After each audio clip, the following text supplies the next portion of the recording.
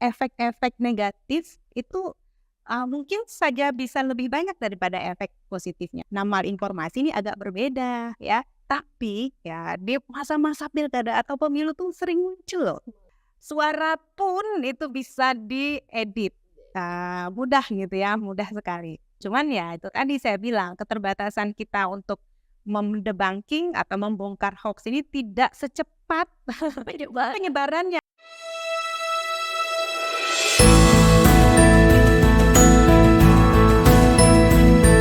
Assalamualaikum warahmatullahi wabarakatuh. Salam sejahtera bagi kita semua. Jumpa lagi Tribuners bersama saya Yunike dalam program Kece Pemilu Kita Cerita Pemilu bersama Bawaslu Provinsi Bengkulu yang akan mengangkat tema mencegah hoax dalam pelaksanaan pemilihan kepala daerah serentak tahun 2024 di Provinsi Bengkulu.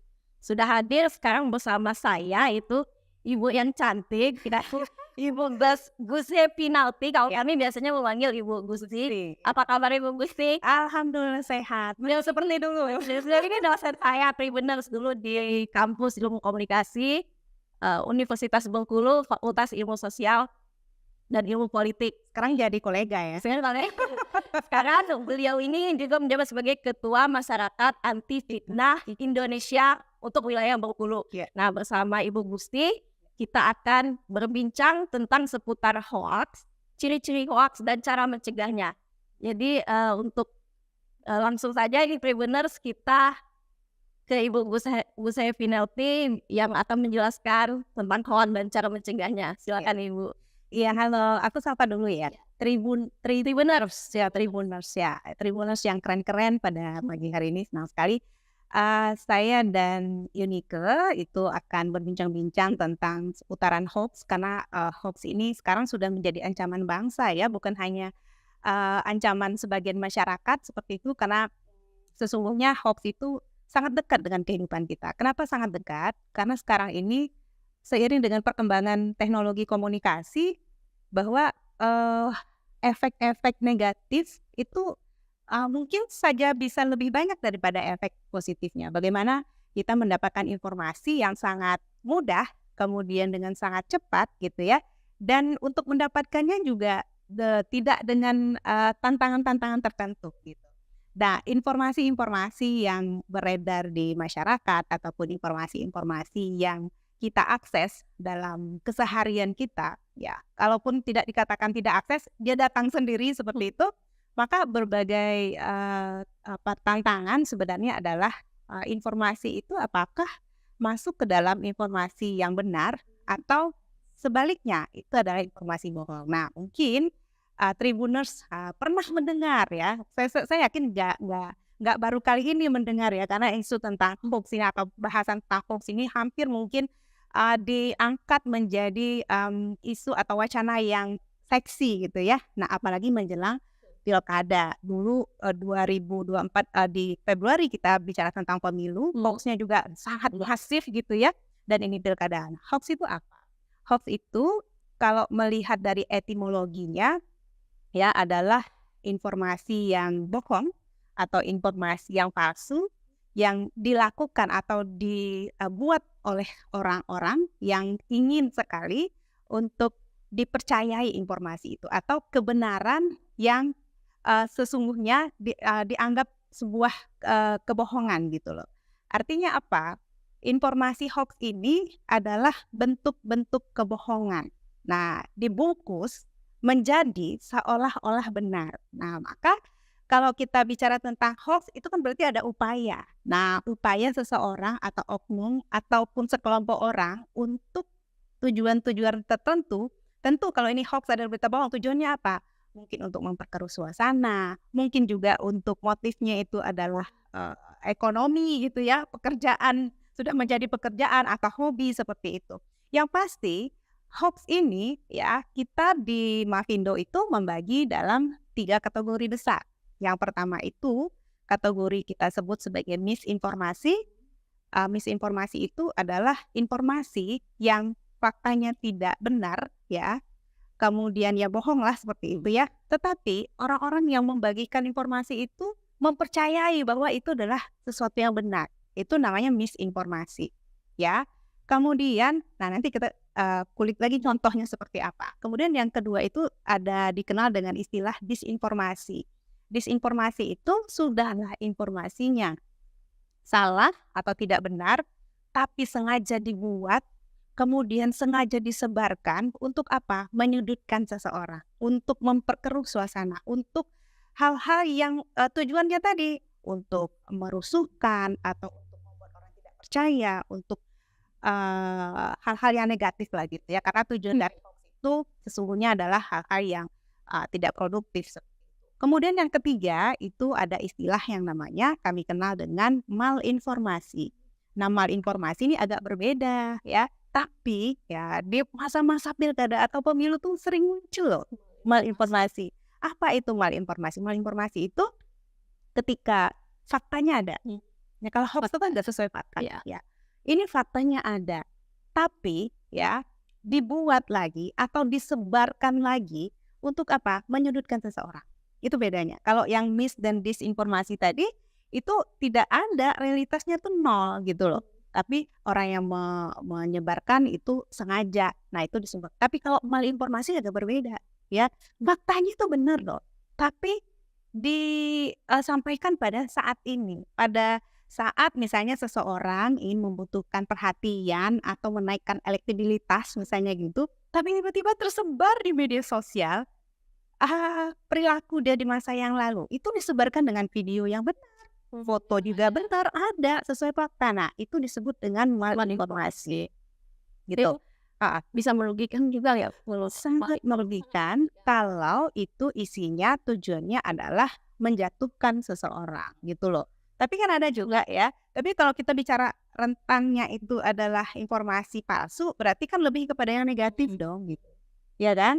Kalau sebaliknya dia menyebarkan untuk mengangkat elektabilitas, rasanya itu bukan malinformasi.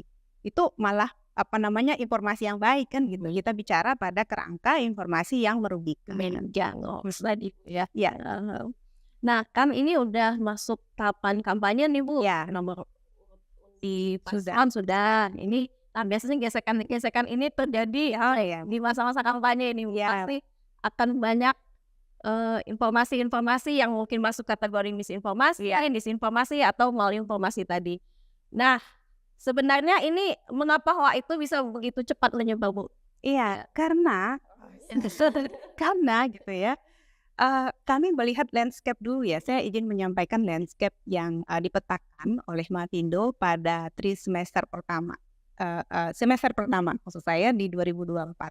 Ketika pada Januari sampai bulan Juni yang lalu itu pemetaan hoax, kan memang Mavindo itu ada litbang ya, memetakan bahwa ternyata dari 2112 ini hoax yang ditemukan oleh tim Mavindo, 670 hoax itu informasi itu adalah masuk ke dalam kategori hoax politik. Artinya apa? Ada 31,6% di situ hoax politik di semester pertama, artinya Januari sampai Juni. Kan kita pemilu 2024 ya. Februari 2024.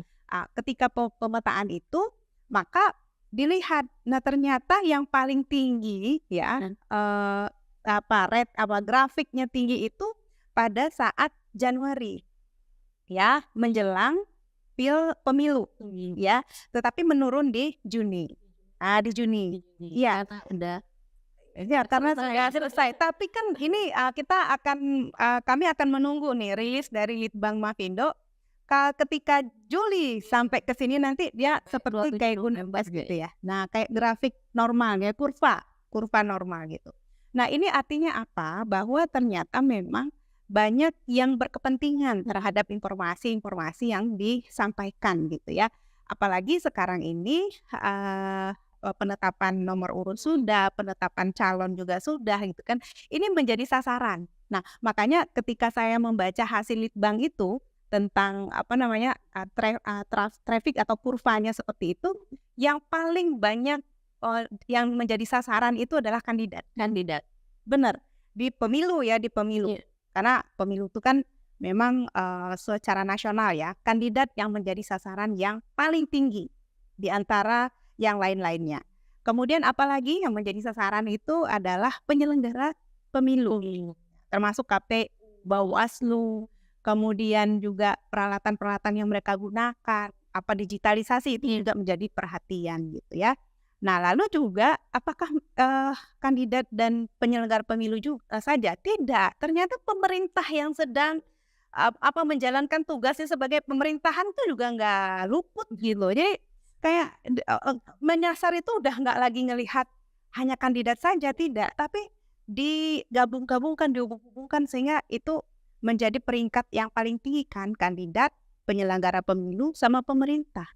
Nah, itu di semester pertama. Nah, semester kedua ini prediksi saya naga-naganya itu sama, apalagi ini akan ada transisi kepemimpinan nasional. Nah, ini juga kami dari Mafindo tuh sekarang sedang berbagai program yang kita kita wacanakan dan akan dilakukan sebelum pelantikan, pergantian atau transisi kepemimpinan itu kayaknya itu tuh menjadi satu ketakutan juga, kekhawatiran juga bahwa sekarang di masyarakat itu tingkat literasinya itu rendah, tetapi tingkat penggunaan medis digitalnya itu sangat tinggi.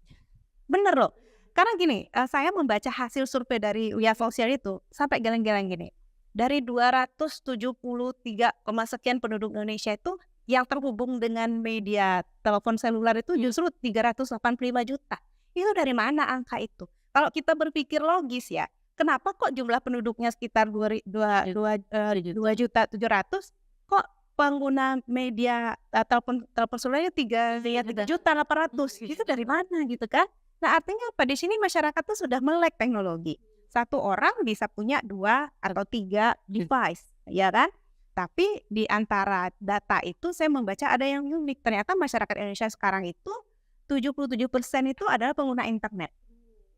Dari 77% itu 68%-nya adalah pengguna sosial media. Nah, ini kan kayak siklus kita membaca penyebaran hoax ini karena memang aktivitas masyarakat atau penetrasi masyarakat ke media sosial itu sangat tinggi gitu loh. Belum lagi kita bicara tentang waktu yang digunakan mereka untuk akses, karena memang sangat mudah kan, sangat mudah gitu loh. Modal hanyalah rebahan. Kemudian sekarang ini juga bisnis manapun itu yang paling yang paling dipikirkan itu ada enggak fasilitas internet. Nah, kayak gitu loh ya. Atau sudah memfasilitasi sih sebenarnya bahwa sekarang ini kebutuhan masyarakat tuh berubah. Berarti peran media sosial ini sangat udah nyebaran hoax kendali lah ya. Nah, kenapa? Memang betul itu Yunike. Kenapa media sosial memegang kendali?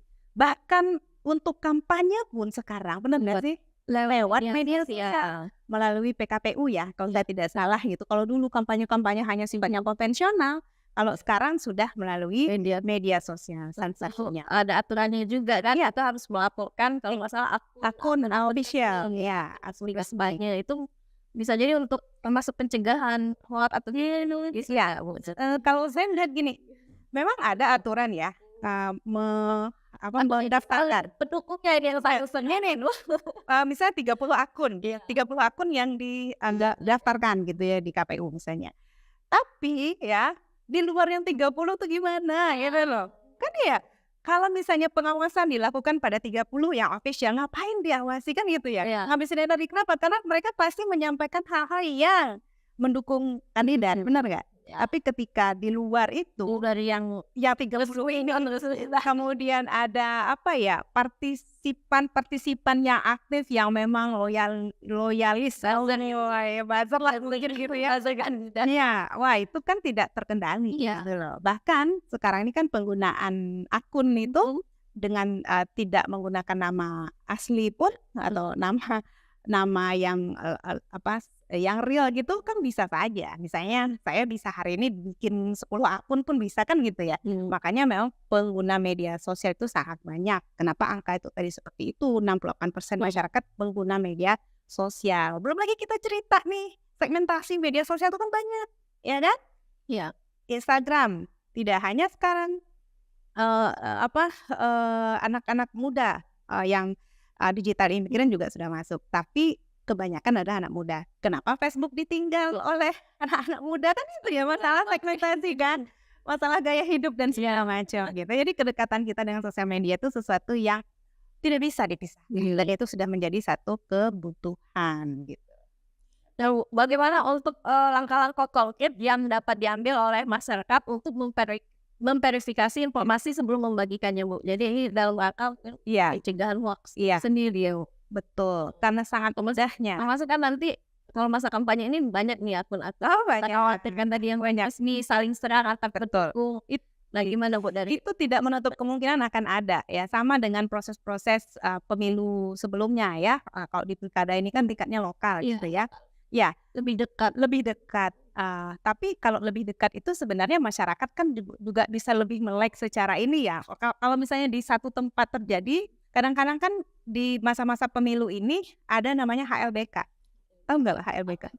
Kalau CLBK tahu ya? Tahu deh. ALBK. Kalau CLBK cinta lama bersemi kembali. Tapi kalau HLBK hoax lama bersemi kembali. Nyapa lagi kalau misalnya kandidatnya yang ikut pemilu itu terus gitu ya. Nah, iya sering sekali terjadi memang HLBK. Kita mengenal, jadi canda-candaan kita ini HLBK nih gitu ya. Dulu 2014 ada ini. 2019 ada ini. 2024 ada lagi gitu ya, hanya diganti caption saja. Nah, saya bersama-sama dengan teman-teman relawan Mapindo lokal, wilayah Bengkulu, Mapindo pusat. Kita tuh kan fokusnya memang ke edukasi masyarakat ya, bahwa kita sangat memahami kemudahan mendapatkan informasi itu sesuatu yang tidak bisa dirahasiakan lagi. Bahkan anak kecil sekalipun itu bisa gitu ya. Apalagi tentang pemilu seperti itu atau pilkada gitu ya, yang seringnya itu mengarah kepada yang merugikan, apalagi ini dilakukan oleh pihak lain gitu ya, untuk pihak lain. Mudahnya mendapatkan informasi itu tentu kita harus dibarengi dengan cara-cara untuk melihat ataupun menilai sebuah informasi itu apakah memang itu yang layak kita konsumsi seperti itu. Artinya kita harus tahu nih, kalau menemukan informasi atau misalnya kita ingin mengecek informasi itu, yang pertama ketemu dengan informasi yang sifatnya provokatif, ya, yang sensasional itu hati-hati aja.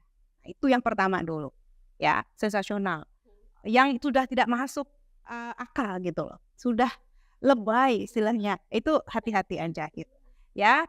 Kemudian di dalam hal itu sekarang ini jenis-jenis hoax, kalau 2019 kami memetakan hoax itu lebih kepada teks, yang banyak tuh teks.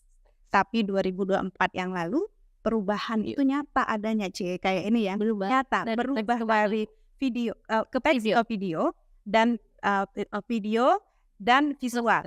Visual itu artinya gambar, ya. Artinya sekarang ini teks itu tidak hanya itu yang menjadi konsumsi masyarakat, tetapi sekarang ini lebih banyak kepada yang namanya video, audio, visual. Kemudian audio visual ada juga audio saja, ada juga yang visual saja. Nah, ini adalah perubahan yang signifikan yang kami lihat sebagai tantangan juga untuk masyarakat gitu ya. Kalau misalnya melihat video, ya, tiba-tiba captionnya itu sensasional, itu hati-hati juga, ya. Bombastis itu hati-hati juga, ya. Too good to be true, gitu ya, kayak aduh kayaknya kita di awal-awal nih gitu ya, ini akan menjadikan Bengkulu misalnya ya, akan menjadi surga di Asia misalnya gitu ya kan, itu kan perlu proses ya. Kalau kita berpikir, waduh dalam 5 tahun ke depan bisa nggak ya, nah kayak gitu loh, atau ini kandidat ini macam-macam lah ya. Saya kalau melihat itu nanti saya dibilang ini lagi ya.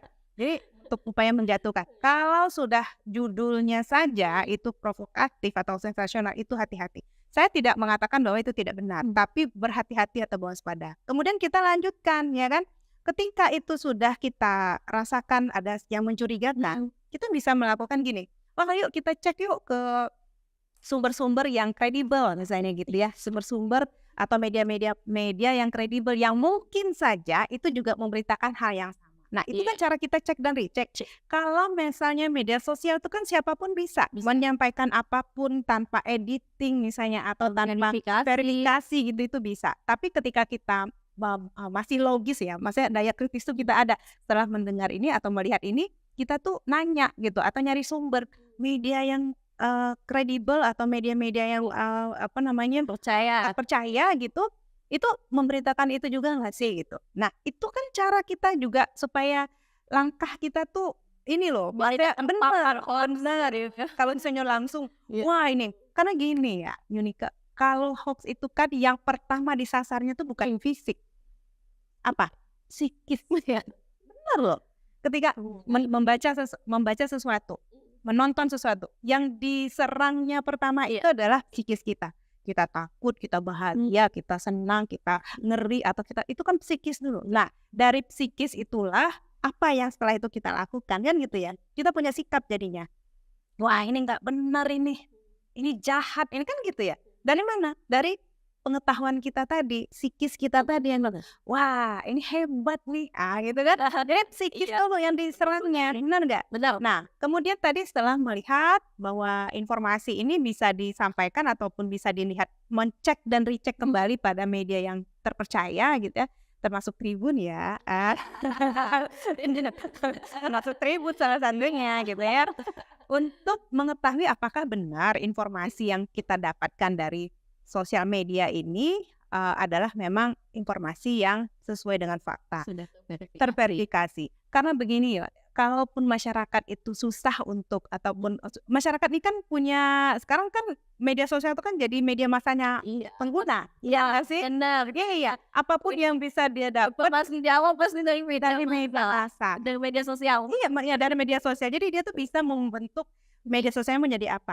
Karena kan yang paling cepat tuh kan individu. Nah, individu dia sampaikan ke media sosialnya. Nah, bisa jadi sumber dari media sosial itu kan akan menjadi sumber informasi atau sumber sumber untuk teman-teman jurnalis. Bisa jadi kan begitu. Ya kan? Artinya jurnalis akan verifikasi. Maka itulah akan dilihat fakta atau tidak gitu kan. Nah, maka balik lagi ke media-media terpercaya gitu. Karena siapapun bisa memberikan informasi sesuai dengan tujuannya. Tapi ketika itu sudah menjadi karya jurnalistik, tentu itu sudah melewati fase-fase atau proses-proses yang kita sebut dengan verifikasi gitu loh. Kemudian apalagi ya kalau misalnya kita mau menemukan atau menemukan sumber itu. Nah, foto juga. Judul, kadang-kadang judul itu dengan foto tidak sesuai ya kan. Foto dipakai foto orang tapi judulnya orang lain, fotonya orang lain, isinya beda. Nah, kan bisa banyak sekali terjadi seperti itu. Karena kami melihat di Mavindo, kan kita punya tim fact checker ya. Fact checker ini banyak sekali menemukan bahwa foto-foto itu kadang-kadang editan. Bisa. Video pun banyak editan. Lagi dengan teknologi AI. Betul. Teknologi AI sekarang luar biasa gitu ya. Makanya tadi, aduh ini tantangannya semakin besar ini, semakin luar biasa ini ya. Cuman gini ya, kenapa itu semakin ada hadirnya misalnya kayak Mavindo, semakin besar 44 wilayah itu punya. Tapi yang menyebarkan hoax itu dalam 1 menit bisa tersebar yang dilihat oleh jutaan mungkin. Teman-teman fact checker itu melakukan yang namanya debunking. Nah, kita istilahnya debunking untuk bongkar fakta itu. Itu kan butuh waktu loh ya. Misalnya 1 sampai 2 jam untuk menemukan dengan berbagai tools yang kami punya gitu. Nah, setelah dapat kan baru disebarkan. Tetapi yang hoax tadi itu sudah berjuta-juta, benar nggak sih? Yang verifikasinya justru lambat. Ya, karena lambat butuh waktu. Karena butuh, ya kan nggak bisa sembarangan kan untuk ngecek fakta itu. Nah, sehingga itu adalah ketimpangan menurut saya. Kecepatan penyebaran hoax itu tidak berbarengan dengan kecepatan juga untuk mendebunking satu atau membongkar fakta satu informasi yang tidak benar itu. Kalau menemukan, nah kan kita balik lagi, kalau menemukan informasi yang kita ragu, misalnya informasinya tadi bombastis, sensasional, tanya ke media ini juga nggak ada misalnya, cukup berhenti di kita saja. Itu cara yang paling konvensional, tetapi itu cara yang paling efektif Benar. tinggal penyebaran Iya, hoax. karena saya aja sudah berhenti, kan saya nggak akan menyebarkan, apalagi di grup keluarga loh, Masya Allah. Kalau grup keluarga itu, kalau lebih parah grup keluarga, Iya. kenapa? Daripada kita dicoret dari daftar keluarga, gimana tuh? Kita membantah saja tanpa kita tahu cara untuk menyampilkan faktanya, itu juga bahaya kan ya. Bilang, itu hoax, tiba-tiba kita ngomong hoax, tapi kita nggak ngerti. Iya. Nah, ketika kita menemukan kalau benar, sudah ditemukan benar sebuah informasi itu, ya tanya lagi, bermanfaat nggak untuk orang? Itu loh, Iya. benar nggak? Tadi, ini informasi tidak benar, stop di kita, ya kan? Itu langkah pertama. Yang kedua, kalau sudah tahu, ini informasinya benar, media menayangkan itu, mempublikasikan itu. Terus tanya lagi, apakah itu bermanfaat untuk orang lain? Gitu loh. Kalau seandainya tidak bermanfaat, ya jangan juga. Tapi kalau bermanfaat, kita punya tanggung jawab sosial ya sebagai manusia gitu ya, untuk masyarakat, bahwa itu harus cepat diketahui oleh orang lain gitu loh. Itu aja sih langkahnya yang paling sederhana lah. Cukup jangan di-share kalau nggak yakin. Dicek, saring sebelum share. Iya. Dari itu dulu. Iya. Bukan Gini, ada istilah lagi tuh, saring sebelum sharing. Jangan ada lagi tuh, jangan nge-share yang penting posting gitu loh. Jangan, pokoknya gitulah. Jangan nge-share kalau kita tidak tahu kebenarannya. Karena regulasi di Indonesia ini, ya di negara kita ini, pembuat dan penyebar itu kan sama posisinya. Ya, hukumannya sama ketika kita yang menyebarkan, undang-undang ITE regulasinya. Kalau kita menyebarkan kemudian pas di kita ininya yang dilaporkan kita yang menyebarkan, lah kita bisa apa gitu kan? Padahal kita informasi bukan dari awal, bukan dari kita ya, Gus. Kita mendapatkan juga dari orang lain yang memang kita sebenarnya juga nggak tahu siapa yang menyebarkan pertama. Tapi bagi kita tuh kan, wah ini kalau saya sebarkan saya jadi pahlawan di nomor 1, kan itu motivasinya kan? Kenapa banyak penyebaran hoax itu, motivasi penyebarnya itu adalah ingin menyebarkan atau menjadi pahlawan atau orang yang pertama menyebarkan gitu. Iya.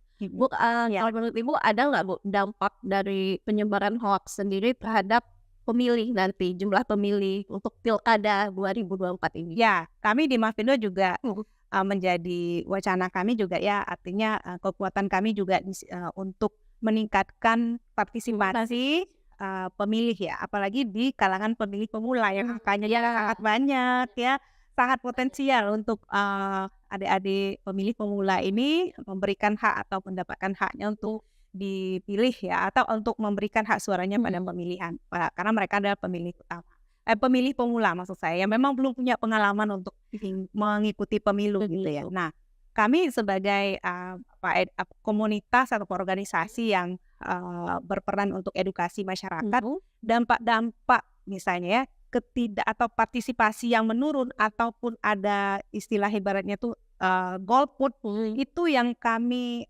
inginkan supaya itu tidak terjadi, ditekan gitu seminim-minimnya. Karena gini loh, pemilih pemula ini ya sangat dekat dengan sosial media. Benar. Dan pendidikan politik yang mereka dapatkan itu sebagian besar itu dari sosial media. Benar, karena mereka ini kan tidak punya sumber yang gini loh.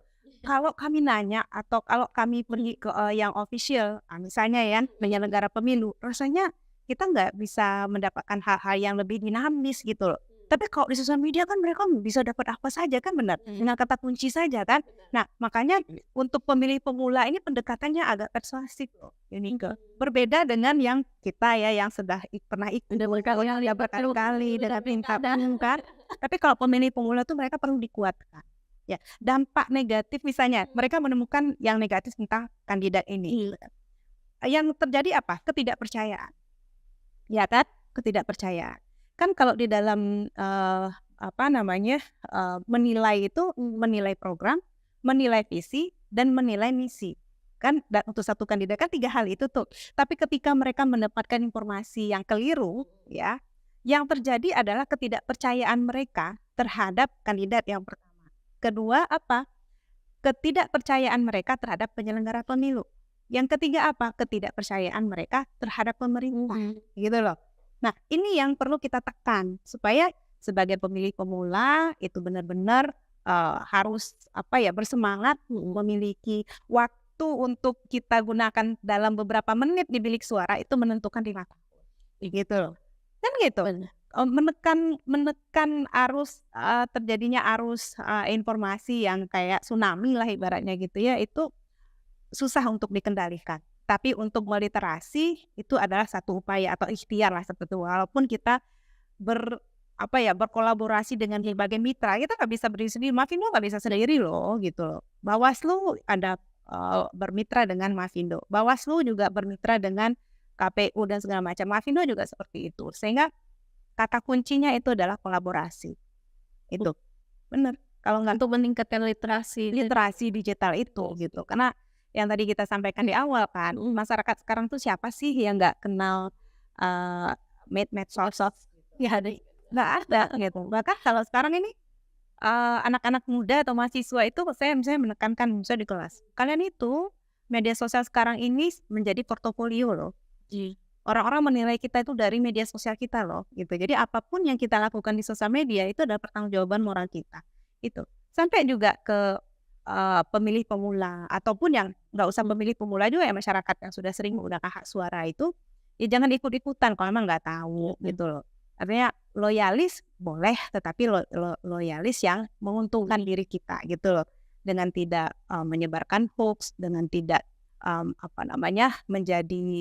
menjadi garda terdepan untuk buzzer-buzzer politik yang negatif seperti. Tapi sekarang buzzer udah juga jadi mata pencaharian. Iya. Anak tahu yang bisnis gitu loh. Jadi ada yang hobi jadi bisnis kan benar. Ya. Dan itu juga dinamika dalam penyebaran informasi pemilu kan ya. Kehadiran teman-teman buzzer gitu tuh mungkin kita lebih enak menyebutnya adalah kreativitas. Tim yang kreatif. Iya, tim yang kreatif itu untuk meng-create konten-konten gitu. Tapi ya penggunaan buzzer tidak salah. Yang salah adalah untuk menyerang, ya, untuk merugikan orang lain. Iya, kalau misalnya buzzer memang bisnis ya, disewakan atau dijadikan jasa gitu ya, boleh untuk meningkatkan elektabilitasnya. Benarnya positif saja. Intinya yang dikampanyekan soal paslon itu sendiri, lihat visi misinya, nggak usah menyerang paslon lain, menghabiskan energi untuk kan maksudnya supaya orang lain terpengaruh untuk tidak mempercayai, untuk membenci atau untuk apa gitu. Tapi sebagai pemilih gitu ya, kan kita juga harus tahu kalau misalnya tadi ini sangat sensasional, udah nggak masuk akal gitu ya, ya udah kita balik ke diri kita, itu benar apa enggak gitu. Ya, untuk menekan penyebaran hoax dan meningkatkan literasi digital ini kan perlu dari peran semua seluruh stakeholder ya. Kolaborasi pemerintah, Bawaslu, KPU, dari Mafindo, organisasi lain. Nah, ini untuk keterlibatan dari kandidat atau paslon itu sendiri penting nggak Bu untuk meningkatkan literasi agar dalam pencegahan ini tentu penting. Penting ya kampanye. Iya, karena semua itu kan ini terjadi ya karena ada kontestasi ini kan. Jadi kontestasi ini kan sesuatu yang unik ya. Kalau misalnya kandidatnya sendiri hanya berdiam, tidak memberikan statement atau apa, itu kan akan menjadi semacam informasi yang viral gitu ya. Tapi memang penting sih ya menurut saya. Namun ya penting juga bagi kandidat yang memperhatikan bagaimana sekarang ini kebutuhan atau penetrasi masyarakat. Misal ada kandidat yang menggunakan sosmed itu dengan bahasa anak muda. Iya. Di mana? Di Instagram, TikTok.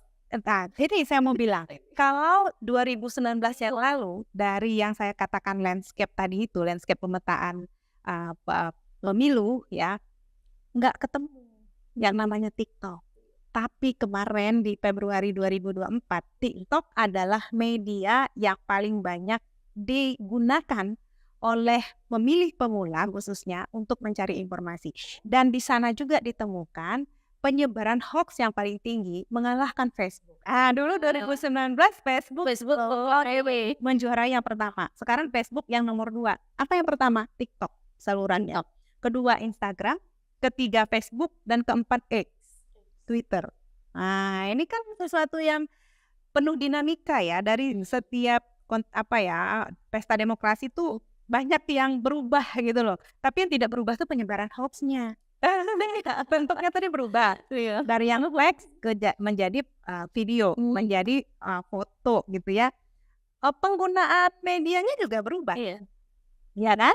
Nah sekarang dengan AI tadi ya, artificial intelligence itu suara pun itu bisa diedit, mudah gitu ya, mudah sekali. Cuman ya itu tadi saya bilang keterbatasan kita untuk mendebunking atau membongkar hoax ini tidak secepat penyebarannya. Benar nggak? Timpang jadinya kan. Kalau di Mavindo tuh ada 12 orang yang memang fact checker utama ya. Kemudian ada juga yang diregenerasi ya, dilatih adik-adik yang baru itu banyak sekali, udah banyak. Di daerah juga banyak. Nah kita di Mavindo itu kalau misalnya Tribuners tadi ya, sama Unike misalnya, atau gimana sih caranya kita melihat kerjaan para fact checker gitu. Kita masuk ke turnbackhawk.id. Wah, di situ tuh banyak sekali. Kalau kita tuh rajin dan mau punya motivasi untuk mengetahui itu sekarang mudah kok gitu loh. Masuk ke turnbackhawk.id, di situ sudah ada pengelompokan ini loh informasi yang viral sekarang, lalu faktanya bagaimana gitu ya. Apa yang terjadi sesungguhnya, fotonya milik siapa, misalnya itu mudah kita dapatkan. Tapi kan kita tuh melihatnya juga motivasi untuk mencari kebenaran atau cek faktanya justru tidak sesering atau seintens kita mendapatkan informasi yang di sosial media. Sekarang sudah enak loh, sudah dikelompokkan, ini disinformasi, ini misinformasi, ini malinformasi, ini informasi yang menyesatkan, ini masuk ke parodi, kan banyak lagi tuh ininya, ada 7, kalau saya tidak salah ada 7 anak cucunya lagi. Informasi yang menyesatkan, informasi yang pabrikasi, konten yang salah misalnya gitu ya. Parodi pun itu masuk ke dalam jenis-jenis dari hoax. Satir, bercanda-canda. Bukan nggak boleh, tapi kadang-kadang oknum ini menggunakan bentuknya canda-candaan, padahal itu isinya hoax. Kita kira kan bercanda gitu ya, padahal itu hoax itu banyak. Itu loh. Jadi emang lebih hati-hati kita untuk mengakses media. Berbicara tentang Mavindo yang sudah sempat ini ungkap juga. Nah, Mavindo sendiri untuk Bengkulu ini melihat fenomena hoax jelang pilkada ini seperti apa, Bu? Ya, kalau di Bengkulu itu relatif ya, kalau kita melihat karena kami ini kan punya satu network khusus ya untuk membahas itu kalau di wilayah-wilayah lain, karena Mavindo itu sudah hadir di 44 wilayah gitu. Kalau Bengkulu relatif masih aman. Tapi kita tidak bisa menjamin ya tsunami informasi apa yang akan terjadi ketika penetapan calon dan nomor urut ini sudah dilakukan beberapa hari yang lalu. Tapi relatif aman dibandingkan dengan indeks di daerah lain. Kalau di daerah lain itu kan ada 10 provinsi yang indeks kerawanan pemilu tinggi kan. Nah, kalau Bengkulu kan termasuk yang sedang bahkan di nilainya bawah gitu. Artinya ya baik-baik saja selama ini. Tapi kan kita nggak boleh diam begitu saja. Nggak boleh gitu. Artinya kehadiran Mavindo di Bengkulu itu sudah menjadi keniscayaan bahwa kami juga akan bergerak ketika misalnya menemukan informasi-informasi yang sifatnya lokal. Karena misalnya kayak turnbackhawk itu kan lebih kepada informasi-informasi yang nasional. Nah, ada satu program yang dimiliki oleh Mavindo namanya Cek Fakta. Cek Fakta ini menyediakan namanya tip line hoax lokal. Jadi bisa kita laporkan di situ. Karena yang melakukan cek fakta itu adalah fact checker. Jadi tidak sembarangan gitu ya. Walaupun itu terjadi pada lokal. Nah, itu akan dicek melalui tip line namanya tipline cekfakta.com. Gitu. Kalau sekarang relatif rendah ya, Bu. Ya, Barat ya.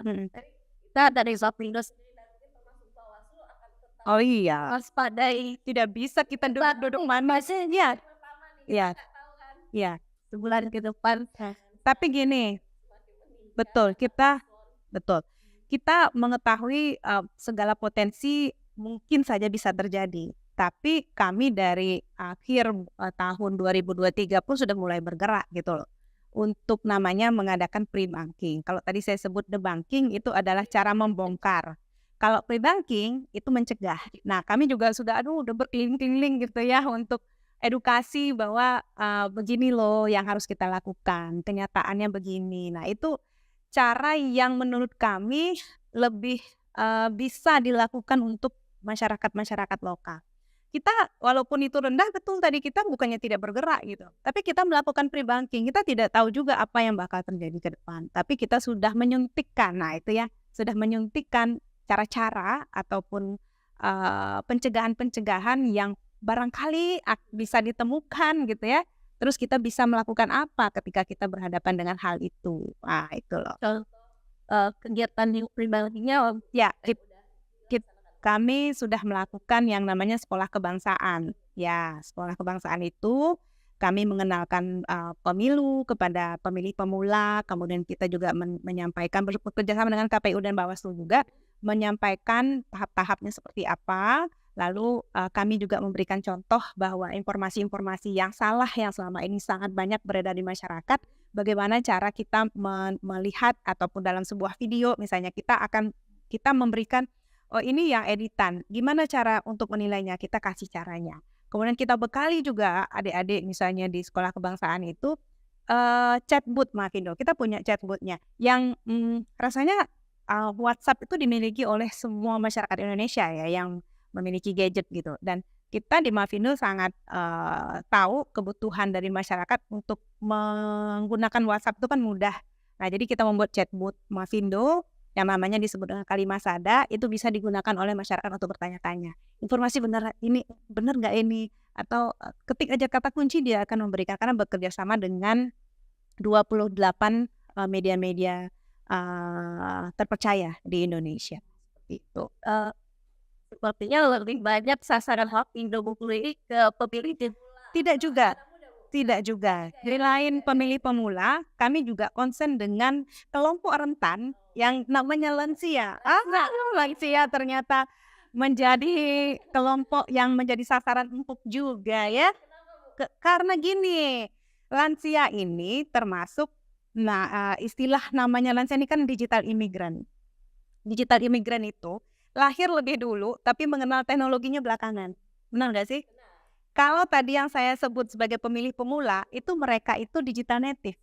Bedanya apa? Mereka lahir itu sudah dengan teknologi yang berkembang pesat. Jadi mereka tuh walaupun tidak diberikan kursus, les apa segala macam, mereka paham ini. Makanya kenapa banyak orang tua itu malah belajar banyak dari anak cucunya gitu. Ini gimana? Nah, ketika lansia dekat sekali dengan yang namanya gadget, dia tidak punya semacam pre-banking. Dia tidak punya secara ini ya kompetensinya tuh nggak punya. Dia hanya membaca, melihat, mendengar, lalu apa? Menyebarkan. Iya, makanya tadi saya bilang grup keluarga itu paling berat tantangannya. Kenapa? Di situ banyak lansia yang memang mereka tidak paham apakah cek fakta ini benar atau tidak, apa yang dilakukan ketika melihat sebuah informasi ini. Kan sebar-sebar aja. Lah kalau kita misalnya sebagai anak, ini nggak benar Bu, apa kamu itu masih kecil, pada kemarin misalnya kan kayak gitu loh. Iya, benar. Makanya apakah targetnya pemilih pemula saja? Mavindo tidak. Kita lansia juga dan masyarakat umum juga seperti itu. Tapi tantangannya itu kan agak berbeda-beda ya.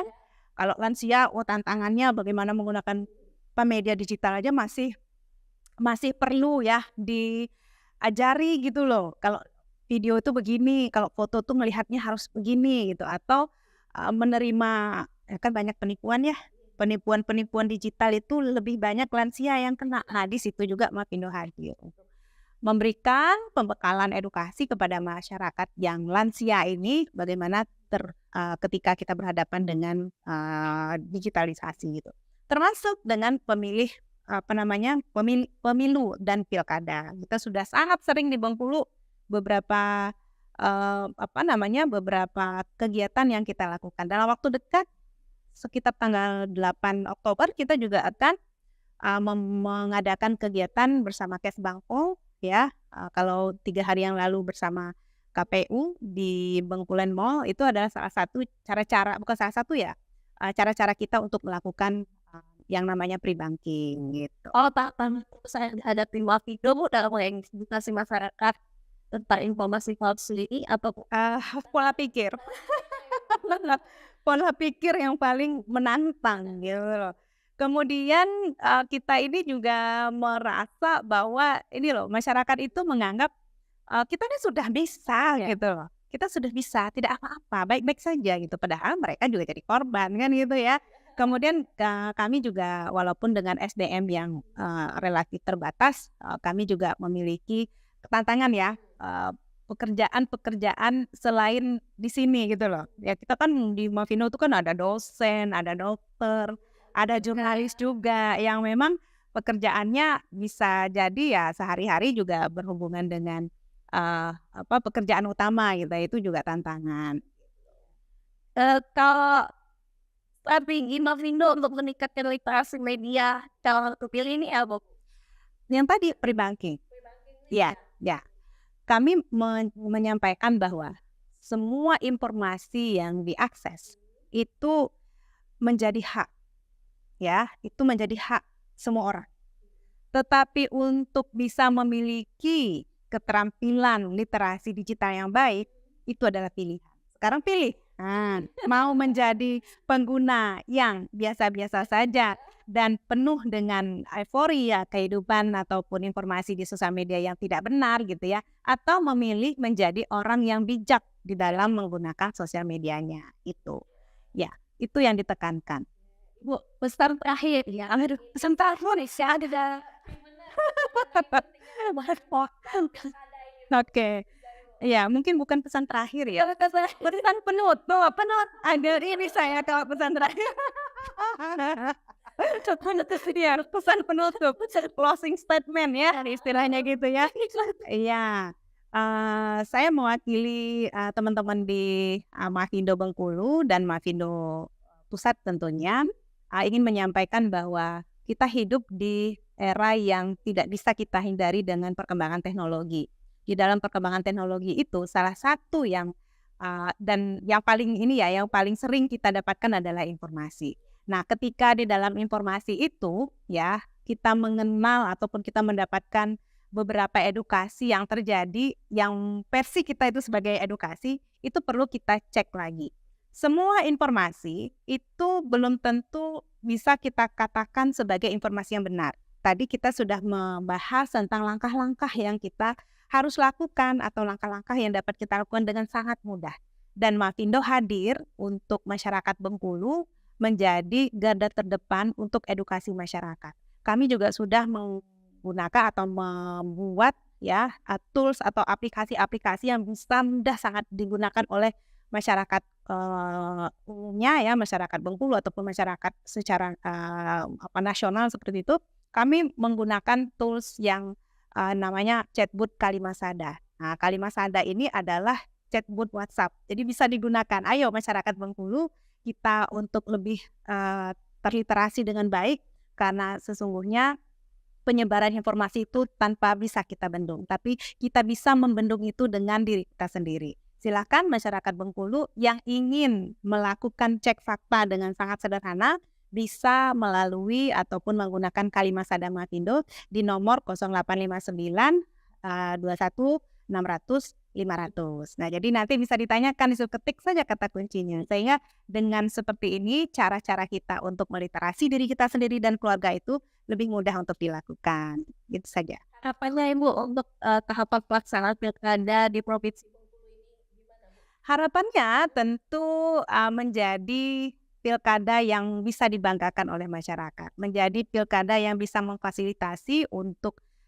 memberikan ya harapan-harapan atau mengakomodasi pilihan-pilihan masyarakat atau kebutuhan-kebutuhan masyarakat ke depan, adalah pilkada yang bermartabat, tidak digunakan di dalam penyebaran-penyebaran informasi yang dapat merugikan diri sendiri. Jadilah Bengkulu akan menjadi contoh ya Pilkada Bengkulu adalah pilkada yang damai, ya.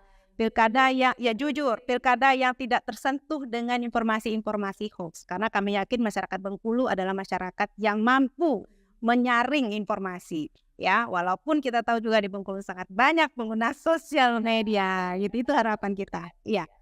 Baik, Tribuners, itu tadi obrolan kita bersama Ibu Gusti. Seru sekali, Tribuners.